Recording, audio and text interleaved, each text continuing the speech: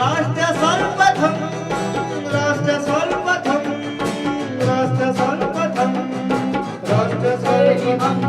2021-22 के केंद्रीय आम बजट को लेकर भाजपा करोलबाग जिला दिल्ली के कार्यकर्ताओं ने 20 फरवरी को मोती नगर में कार्यक्रम इंटेलेक्चुअल मीट ऑन बजट आयोजित किया, जिसमें क्षेत्र के प्रतिष्ठित बुद्धिजीवियों को शामिल कर बजट पर चर्चा की गई।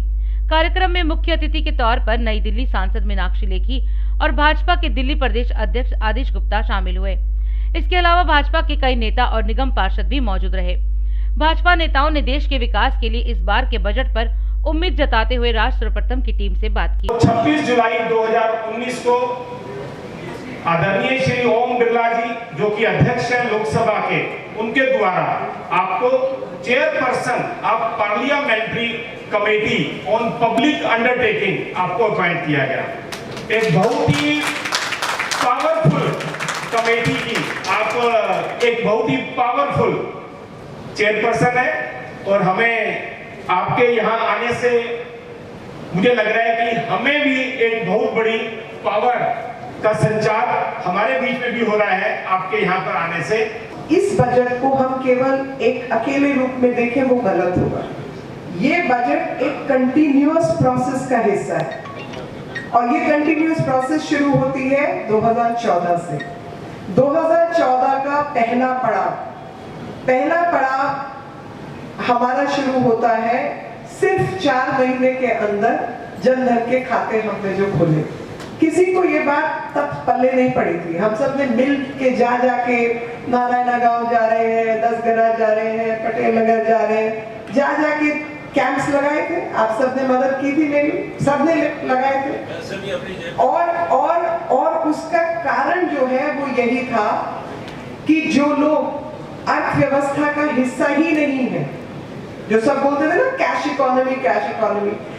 इकोनॉमी का नुकसान ये था कि आज अगर हमें एक भारत की सरकार की एक स्कीम आई कि जितने वेंडर्स हैं उनको 10-10 हजार रुपए स्वनिधि के माध्यम से दिया जाएगा, तो स्कीम सरकार बनाएगी और वो 10-10 हजार रुपया किसी की जेब में जाएगा।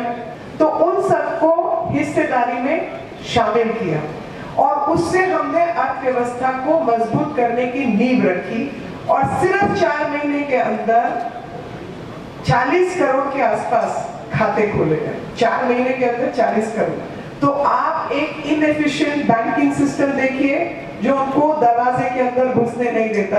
एक एफिशिएंट सिस्टम देखिए कि उनके घर जाके खाते खुलवाए जाते हैं, और किस तरीके से सरकार अपने काम को जमीन पर पार्टी के माध्यम से उतारती है, और वो काम हमारी सरकार ने करके दिया। और सब भारतीय जनता पार्टी के कार्यकर्ताओं को और जो पार्टी से जुड़े लोग हैं उनको गर्व होना चाहिए कि इस देश निर्माण में हम सबका भी सहयोग है। और मैं हमेशा ये बात कहती हूँ कि अगर आप मान लीजिए मैं एक सांसद हूँ और एक कोई कॉर्पोरेटर है, कोई छोटा कोई बड़ा नहीं है। कॉर्पोरेटर अगर अपने हिस्से का काम, मंडल अध्यक्ष अपने हिस्से का काम ईमानदारी से पूरा करता है, सांसद अपने हिस्से का काम अपने संसदीय क्षेत्र को अच्छे से देखता है, तो वही देश निर्माण है। क्योंकि जब तक जमीन पर उतरकर हम लोग अपने अपने हिस्से का काम नहीं करेंगे तो बजट कुछ भी नहीं होगा। और बजट पर हम बात करने लायक नहीं है, क्योंकि हर चीज का असर जमीन पर दिखना चाहिए। बहुत सारी बातें आपने सुनी होंगी, और मैं ये समझता हूँ कि ये बजट भविष्य के अंदर भारत के निर्माण की, भारत की मजबूती की नींव रखेगा। और हम लोग इस बजट को बड़ी माइक्रो तरीके से इसको पढ़ें, अच्छी तरीके से पढ़ें, अध्ययन करें, और उस बजट की खूबियों के बारे में लोगों से जरूर डिस्कशन करें। दिल्ली में लगभग 8,000 करोड़ रुपया डीडीए को दिया गया, जिससे इंफ्रास्ट्रक्चर बढ़ेगा, जिससे नए नए पार्क बनेंगे, सीवरेज सिस्टम सही होगा, रोड इंफ्रास्ट्रक्चर बढ़ेगा। और इसके साथ ही साथ मैं दिल्ली के लिए एक बात बताऊं, दिल्ली में पोल्यूशन लेवल बहुत ज्यादा है। अभी ये ग्रीन सेस एनवायरनमेंट में काम करने वाली एक इंटरनेशनल संस्था है, उसने रिपोर्ट सौंपी है जिसमें दिल्ली के अंदर आज पूरे विश्व का सबसे ज्यादा पॉल्यूटेड शहर हो गया है। और 54,000 मौतें पिछले साल सिर्फ पोल्यूशन के कारण हुई, जिससे 56,000 करोड़ रुपए का मॉनेटरी लॉस उन्होंने दिखाया है कि 56,000 करोड़ रुपए का मॉनेटरी लॉस हुआ है। तो ये एक बहुत बड़ी चिंता की बात है, जिसमें केंद्र सरकार ने अपनी तरफ से बहुत से कदम उठाए, चाहे वो पार्क के डेवलपमेंट की बात हो, या ईस्टर्न पेरिफेरल हो, या वेस्टर्न पेरिफेरल एक्सप्रेसवे हो, जिससे ट्रकों की आवाजाही दिल्ली के अंदर ना हो और बाहर ही बाहर निकल जाए और पोल्यूशन दिल्ली में ना हो। और इसी तरह मैं आपको एक खुशखबरी बताना चाहता हूं, बदरपुर के अंदर, दिल्ली के अंदर बदरपुर में एनटीपीसी की 885 एकड़ लैंड है, जो पूरी लैंड भारत सरकार वर्ल्ड का सबसे बड़ा इको पार्क बनाने जा रही है, जहां पर जू भी होगा, जहां साइकिल ट्रैक होगा, वो अद्भुत चीज होगी, अद्भुत दृश्य होगा। वहां विश्व का जो सेकेंड लार्जेस्ट इको पार्क है वो अमेरिका के न्यूयॉर्क में है, ये वर्ल्ड का सबसे बड़ा इको पार्क बनने जा रहा है। ये दिल्ली वालों के पर्यावरण के लिए, प्रदूषण के लिए केंद्र सरकार की, मोदी सरकार की बहुत बड़ी सौगात है। वो द्वारका में भारत अभिनंदन पार्क हो, बंधन पार्क हो, या बुराड़ी में डायवर्सिटी पार्क हो, या ईस्ट दिल्ली में बायोडायवर्सिटी पार्क हो, इस तरह भी बहुत सारी योजनाएं दिल्ली को भी दी हैं। 1 फरवरी को हम सभी ने देखा कि हमारे वित्त मंत्री जी ने बहुत ही सुंदर एक बजट पेश किया। अगर उसकी पहली सर्वप्रथम उल्लेखनीय बात कहूं तो ये आएगी कि वो पहला एक ई बजट था, पेपरलेस बजट था। देश का बहुत बड़ा राजस्व इस प्रकार से बचाया गया, पर्यावरण की चिंता हुई और सभी के हाथ में इसकी सराहना, ग्लोबली इसकी सराहना हुई। और इस दौरान देखा कि 2.38 करोड़ रुपीस, जो कि केवल स्वास्थ्य सेवाओं के लिए, स्वास्थ्य सेवा के इंफ्रास्ट्रक्चर के लिए, कि कहाँ वो हॉस्पिटल बनेंगे, कहाँ क्लिनिक बनेंगे, इतना बड़ी राशि उसके लिए अलग से रखी गई। और पिछला वर्ष कोई मुझे बताने में आप लोगों को संकोच नहीं, आप सभी ने उसको देखा भी, कैसा वर्ष हमारे बीच में निकला, कैसा वर्ष गया। ये तो ईश्वर की कृपा रहेगी या केंद्र की हमारी सूझबूझ रहेगी, बहुत ज्यादा जो चीजें फैल सकती थी, फैलने में हम लोग अंकुश लगा पाए। और एक जमाना हुआ करता था कि जिस समय हम लोग बाहर के मुल्कों पे आश्रित रहते थे किसी भी चीज के लिए, लेकिन ऐसा सौभाग्य प्राप्त हुआ कि आज कोरोना वैक्सीन को ना ही निर्मित कर रहे हैं, बल्कि बाकी जो लगभग 20-25 देशों के अंदर हम उनको दे भी रहे, भेज भी रहे। ये बजट सर्वस्पर्शी है, समावेशी है। ये बजट भारत के आत्मविश्वास को बढ़ाने वाला बजट है। ये बजट इस देश में युवाओं के लिए रोजगार बढ़ाने वाला बजट है। ये बजट इस देश के अंदर महिलाओं के अंदर समान अवसर पैदा करने वाला बजट है। ये जो बजट है वो गांव, गरीब, किसान के लिए बजट है। ये जो बजट है ये देश की 130 करोड़ लोगों की आकांक्षाओं को, अपेक्षाओं को पूरा करने वाला बजट है। इस बजट में हर वर्ग का ध्यान रखा गया है। इस बजट के जो मैं देखता हूं 3 मुख्य संकल्प जो हमारे यशस्वी प्रधानमंत्री जी के और केंद्रीय वित्त मंत्री जी के हैं कि आत्मनिर्भर भारत को बनाने का जो संकल्प है उसकी दिशा में बढ़ता हुआ कदम। दूसरा जो कदम है भारत को $5 ट्रिलियन की इकोनॉमी बनाने वाला जो संकल्प है उस दिशा में बढ़ने का एक कदम। तीसरा जो उनका संकल्प है कि गांव में किसानों की आय को दुगना करना है, उसकी दिशा में बढ़ता हुआ कदम। क्योंकि इस बजट की जो आत्मा है वो गांव में बसती है। इस बजट की जो आत्मा है वो गरीब में बसती है। गरीब कल्याण के अनेकों इसके अंदर प्रावधान है। इतना अच्छा बजट जो देश को आत्मनिर्भरता की ओर ले जाने वाला बजट है, इस पर जो परिचर्चा हुई और मैं समझता हूँ ये देश के गरीबों को, किसानों को, मजदूरों को मदद पहुंचाने वाला बजट है। भारत को मजबूती प्रदान करने वाला बजट है। भारत को आत्मनिर्भरता की ओर ले जाने वाला बजट है, जिसमें भारत के सामान्य से सामान्य व्यक्ति को इलाज मिले, जिसमें प्रधानमंत्री जी की आयुष्मान योजना है, गरीबों महिलाओं को उज्ज्वला योजना में सिलेंडर मिले, और जो जनौषधि केंद्र योजना है जिसमें सस्ती दवाइयाँ मिलती हैं और बजट के अंदर रेलवे और रोड इंफ्रास्ट्रक्चर को बढ़ाकर हेल्थ इंफ्रास्ट्रक्चर को बढ़ाते हुए ज़्यादा से ज़्यादा सुविधाएं मिलें और देश में युवा रोजगार बढ़े। युवाओं के लिए बहुत अच्छा बजट है, इसमें रोजगार की पूरी संभावना है। जब इंफ्रास्ट्रक्चर बढ़ेगा, जब 1,18,000 करोड़ रेलवे में इंफ्रास्ट्रक्चर में दिया गया, 1,21,000 करोड़ रुपया रोड इंफ्रास्ट्रक्चर के लिए दिया गया, तो इंफ्रास्ट्रक्चर का 35% तो डायरेक्ट एम्प्लॉयमेंट जनरेशन होता है और युवाओं में नए नए स्टार्टअप में वो जाएं और देश के अंदर वो रोजगार देने वाले बने।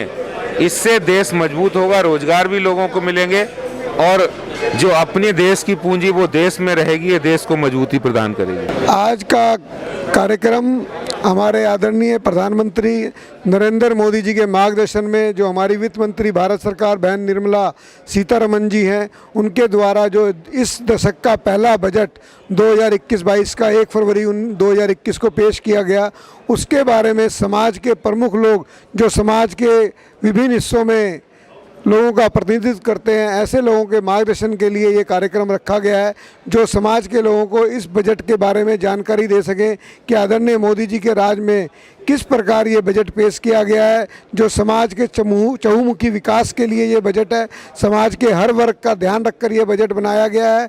75 साल से ऊपर के लोगों का भी इसमें ध्यान रखा गया है। किसानों के लिए पहली बारी जो 16.5 लाख करोड़ रुपए का ऋण की व्यवस्था इस बजट में रखी गई है। शिक्षा के क्षेत्र में इस बजट के अंदर जो प्रावधान किए गए हैं, स्वास्थ्य के क्षेत्र में जो 2.5 गुना बढ़ोतरी की गई है बजट के अंदर, उन सभी विषयों की बारीकियों के बारे में हम जैसे लोगों कार्यकर्ताओं का मार्गदर्शन और सीए, डॉक्टर्स और जो बड़े बड़े इंडस्ट्रिस्ट हैं, जो समाज के बुद्धिजीवी लोग हैं, इन सभी को अवगत कराने के लिए हमारे दिल्ली प्रदेश के यशस्वी अध्यक्ष आदरणीय भाई आदेश गुप्ता जी और हमारी नई दिल्ली की सांसद बहन मीनाक्षी लेखी जी, हम सभी लोगों का मार्गदर्शन करने के लिए इस कार्यक्रम में आ रहे हैं। जो आज का बजट सेशन था, जो हमारी केंद्रीय मंत्री वित्त मंत्री जी निर्मला सीतारमन जी के द्वारा दिया गया था, आज उसी बजट के ऊपर हमारे मंडल के अंदर जिले की ओर से कार्यक्रम किया गया था, जिसमें हमारे सांसद श्रीमती मीनाक्षी लेखी जी ने और हमारे प्रदेश अध्यक्ष श्री आदेश गुप्ता जी ने हर मुद्दे पर एकदम बारीकी से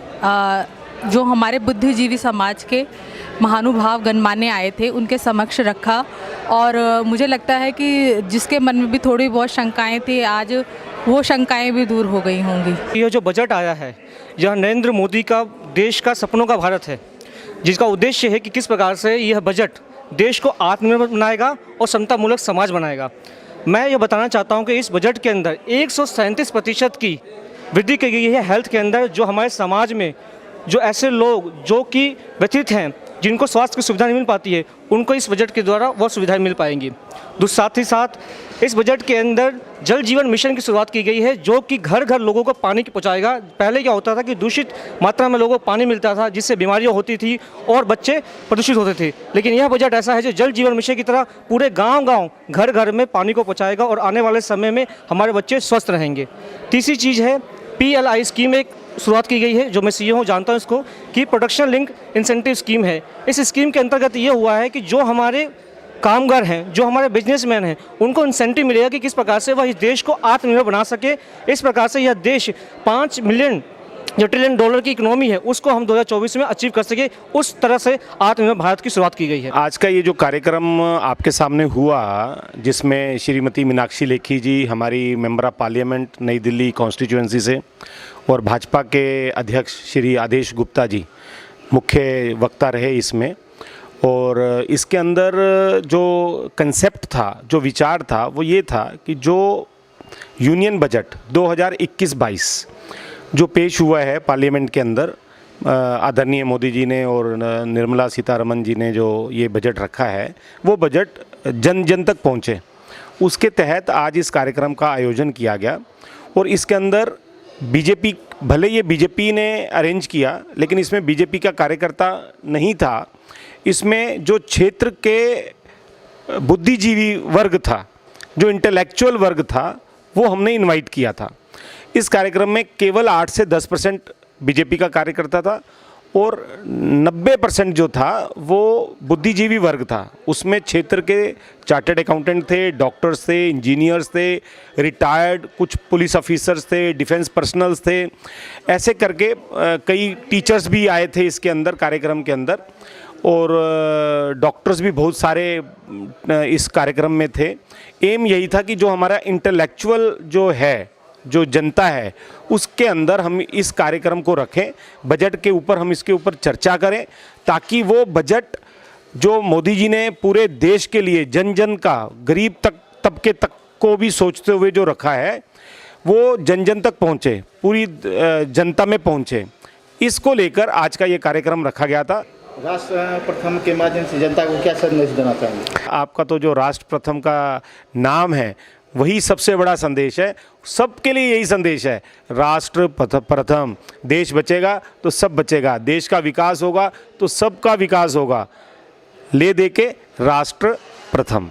आज की जो बजट की जो बैठक थी, बौद्धिक लोगों को बुलाया गया था, और स्पेशली जो अपने समाज में बौद्धिक समाज से, जैसे डॉक्टर, सीए और व्यापार क्षेत्र से जो लोग आते हैं, आदरणीय मोदी जी द्वारा जो आज 2020-2021 बजट जो लाया गया है अपने देश में, इस स्वर्णिम काल में ये जो बजट रहा वो आर्थिक रूप से समृद्ध भारत की उन्नति के लिए है, और इस संदेश को आपके माध्यम से और अपने हर कार्यक्रम के माध्यम से अपने जनता तक, अपने पब्लिक तक पहुंचा रहे हैं।